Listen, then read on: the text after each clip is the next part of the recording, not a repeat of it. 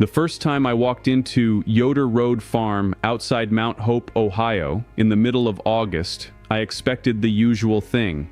I expected stale heat. I expected that baked dust attic smell. I expected the low electric whine that follows you through most American summers. What I found instead took something from me. It took certainty. The lane was white with powder. The barn boards clicked in the sun. Cicadas were so loud outside that the quiet inside felt artificial. But when I stepped through the back door, the air changed on my skin before my eyes adjusted. The kitchen smelled like bread and pine soap. The second floor did not have that trapped, swollen heat you know from old houses.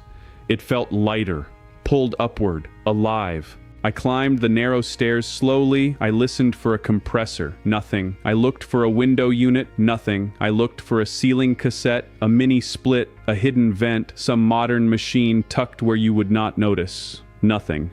The hallway was dim, clean, and cooler than the porch by a margin my body caught instantly. I stood there for 14 minutes looking for the expected thing. It wasn't there. And that's when I understood I'd been wrong about everything. What hit me in that hallway was not a gadget. It was a realization. You have been taught to think cooling begins with a compressor. It doesn't.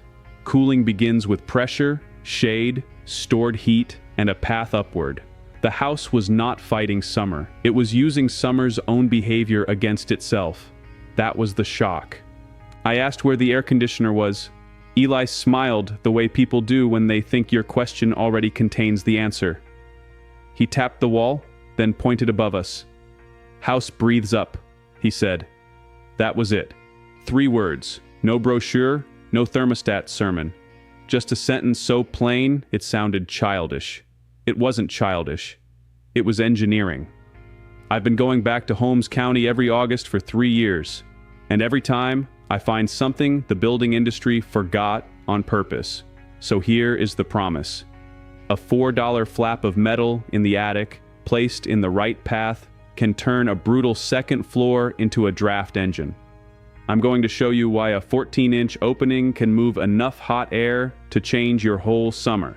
And yes, this works even if your house was built 50 years ago. Stay with me. Because what I found in Holmes County uses the same physics the Persians used to cool desert buildings more than 2,500 years ago. What matters first is simple. Hot air rises. It does not negotiate. When your roof deck gets hammered by sun, your attic becomes a pressure chamber. That superheated air wants a higher exit. If you give it one, and you give cooler air a lower entry, the house starts moving heat for you. No refrigerant, no compressor, just buoyancy, pressure difference, and time. The U.S. Department of Energy explains the same principle in its guidance on whole house fans. Outside air comes in low, hot indoor air exits high through the attic and roof. Oak Ridge National Laboratory went further. In its building envelope work, it documented 19% to 25% less annual cooling energy in ventilated attic assemblies than comparable no-vent cases. That is not folklore. That is measured building science.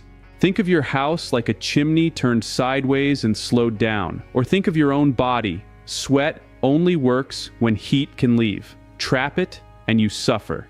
Give it a path, and the system recovers. Your attic is the same. It does not need to be colder than the room. It needs to be a stronger exit. Here is the number that matters. A conventional central air system often draws 2,000 to 5,000 watts. A ventilation path moving 4,000 cubic feet per minute with a 400-watt assist fan delivers 10 cubic feet per minute of cooling airflow for every 1 watt of input. A compressor system pushing 1,200 cubic feet per minute on 3,200 watts gives you about 0.37 cubic feet per minute per watt. In ventilation terms, that is the equivalent performance gap. That gap represents billions of dollars in equipment, service, and replacement every year. And that is why you have never heard of this. The first place I felt that gap in real life was not a lab. It was a farmhouse near Berlin, Ohio. The porch boards were warm under my boots, but the upstairs landing felt 20 minutes ahead of the weather. I heard no condenser. I heard no blower. I heard floorboards, flies at the screen, and a faint pull of air near the stairwell grill. Eli ran his hand along the trim and told me his father had copied the setup from his grandfather. 4 generations, he said, maybe longer. He told me their people carried house patterns from the Palatinate and Canton Bern, then kept only what survived Ohio summers without bills. He did not say passive ventilation. He said, if heat wants to go up, let it. That line stayed with me, so did the silence. Nobody told you. Not your builder, not your contractor, not the man who sold you a bigger unit. Yet the 1963 U.S. Department of Agriculture Handbook, Farmhouse Design, and Equipment for Summer Comfort still recommended night air cooling with attic and window fans, natural attic ventilation, shading, and air movement. That knowledge never disappeared. It was written out of the manual. It was waiting. And once you see that, history starts arranging itself. In Yazd, Persia, wind catchers rose above the roofline and pulled hot air through tall shafts. The famous Badgir at Dowlatabad climbs about 33 meters. It is not decorative. It is a machine made from masonry and air. In Roman houses at Pompeii, the compluvium opened high, the impluvium held water low, and thick walls slowed the day's heat before it reached the body. Far away, and with no contact at all, native peoples in the Southwest did the same thing differently. They built with earth. Thick adobe walls, often around 16 inches, stored cool night temperatures and delayed daytime heat. Same lesson, different material. The Persians didn't read this in a textbook. They figured it out the way all real knowledge gets discovered, by paying attention to what the earth was already doing. Every civilization that mastered extreme heat arrived at the same answer independently. The Amish never forgot. They carried it from the Palatinate and Canton Bern to Pennsylvania and Ohio about 250 years ago, and kept building it because it worked and because they never needed anyone's permission to do what made sense. Now comes the part that should make you angry. In March 1956, General Electric and Westinghouse launched the Live Better Electrically campaign to push all-electric homes, electric heat, appliances, and air conditioning. They were protecting a future of recurring utility demand and hardware sales. Westinghouse alone pledged $2.5 million to national promotion in 1958. A farmhouse that cooled itself threatened that future in direct dollar terms. The suppression did not happen with one secret memo. It happened with standards, marketing, and the new definition of modern. The Medallion Home Program, backed by more than 900 electric utilities and 180 electricity manufacturers, rewarded houses with at least 100 amp service, 20 circuits, and a stack of electric appliances that could include air conditioning. Builders got certificates, homeowners got plaques. The message was blunt. A good house was not the house that stayed comfortable naturally, it was the house that consumed correctly. ASHRAE's own 1999 history of home air conditioning states what happened next. Post-war suburban houses were built with large plate glass windows that were sealed shut. Read that again. Sealed shut. Once the architecture itself was redesigned to require mechanical cooling, the older knowledge stopped looking practical. It started looking backward, not because it failed, because dependents paid better. The Allies were visible. Ronald Reagan sold the vision on General Electric Theater. Local utilities sold the monthly power. Builders sold the identity of the all-electric future. Federal Housing Administration mortgage machinery favored repeatable subdivision housing at massive scale, which made the sealed box model easy to copy and finance. Media created desire. Regulation normalized the form. Industry filled the box with hardware. An entire field of knowledge disappeared from architecture schools, building codes, and contractor culture. Not because it failed, because it wasn't profitable, and the same pattern is still alive. In March 2021, the International Code Council Board approved a change to the Energy Code development process after the bruising fight over the 2021 IECC. That same code battle was opposed loudly by builders over added cost. In 2023, the National Association of Home Builders spent $2.98 million lobbying in Washington. The Air Conditioning, Heating, and Refrigeration Institute had already spent more than $1.11 million in federal lobbying in 2021. Better passive design means smaller equipment, shorter run times, and fewer future replacements. That is the motive. The U.S. HVAC systems market is worth $31.7 billion a year. Every passive cooling retrofit is a compressor, a service call, and a replacement cycle that never gets sold. Now, if you already own a house and you're thinking this only applies to people with land, stay with me, because this next part is specifically for you. You don't need to rip out your existing system. You need a weekend. Here's the blueprint I watched, measured, and later copied in a plain second-floor house. You start at the highest practical point of the attic, usually within 4 feet of the ridge, or at the base of a small cupola. If you already have a gable vent, use that. If you have no high exit, cut one opening that is 14 inches by 14 inches between framing members. Then you build the little part that changes everything.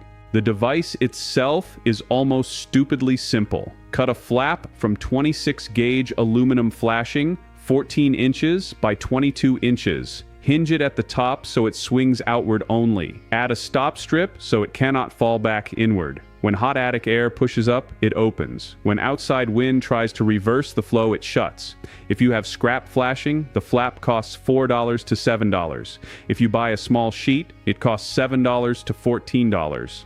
Behind that flap, staple 1/2-inch galvanized hardware cloth so insects and squirrels do not turn your vent into housing.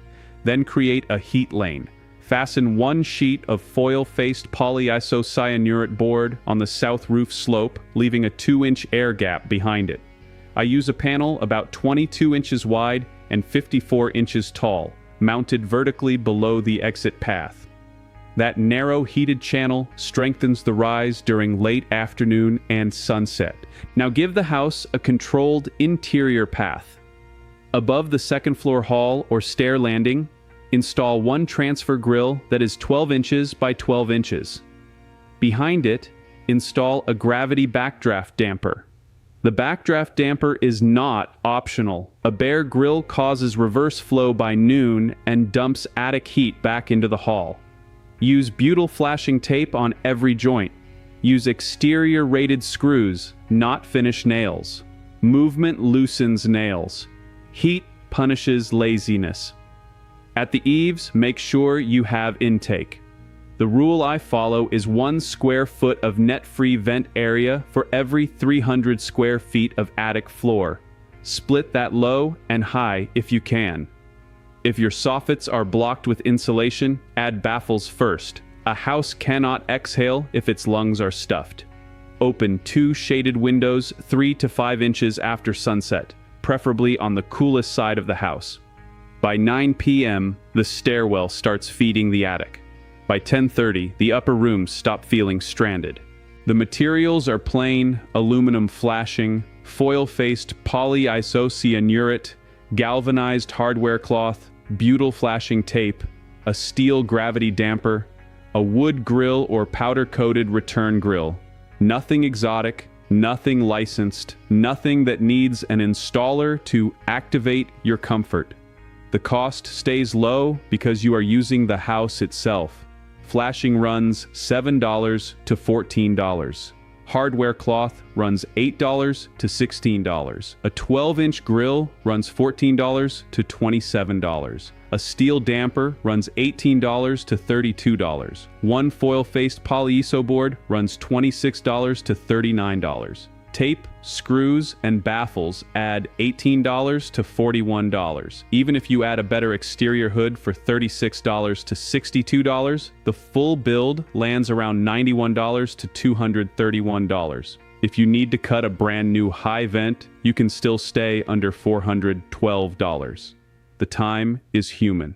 One Saturday morning for the vent and flap.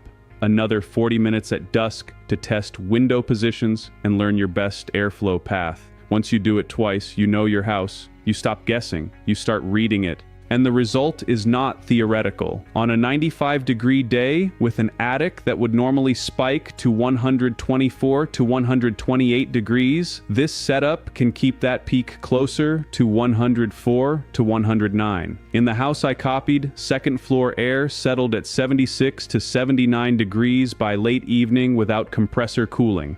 Once the night dropped into the upper 60s, the upstairs felt almost unfairly good by morning. Maintenance is nearly nothing. Check the flap once a season. Make sure the hardware cloth stays clean. Make sure the damper swings freely. That is it. Your conventional system costs $8,900 to $14,600 to install, $119 per month to run in hot season, and lasts 12 to 18 years before it ends up in a landfill. This costs $91 to $231 total. It lasts 20 to 30 years. Your choice. Everything I've covered across this channel, root cellar food storage, lime wash mold control, gravity-fed hot water, I've put it all in one place, step by step, season by season, room by room, in the order the families actually use it. It's not named yet. Link is in the description, but stay here, because what Eli built is the part nobody is talking about yet. And here is the deeper part. This is not just about saving money. It is about recovering your relationship with the house you already live in. Once you realize a wall, a vent, a stairwell, and a night breeze can do paid work for you, your whole posture changes. You stop standing underneath a system. You start standing inside one. That is why this hits so hard. Because the lie was not only technical, it was psychological.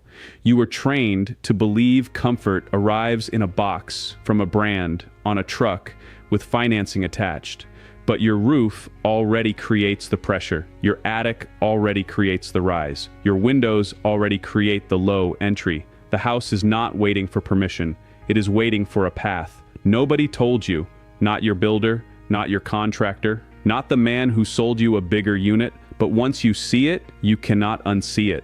If you're the kind of person who believes that real knowledge has been quietly pushed aside to protect someone else's profit, you already know what to do. Hit subscribe, not for me, for what comes next, because this is not a channel. This is a quiet movement of people who have decided they're done being sold what they already own.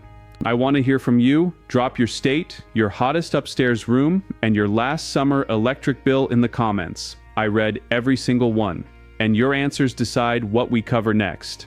Next week, I'm going to show you what a 1946 Penn State document reveals about the summer kitchen system that kept whole farmhouses livable with brick, shade cloth, and lime wash. And the document from 1963 that proves the U.S. Department of Agriculture still knew this 63 years before most contractors stopped mentioning it. You're not going to want to miss that one.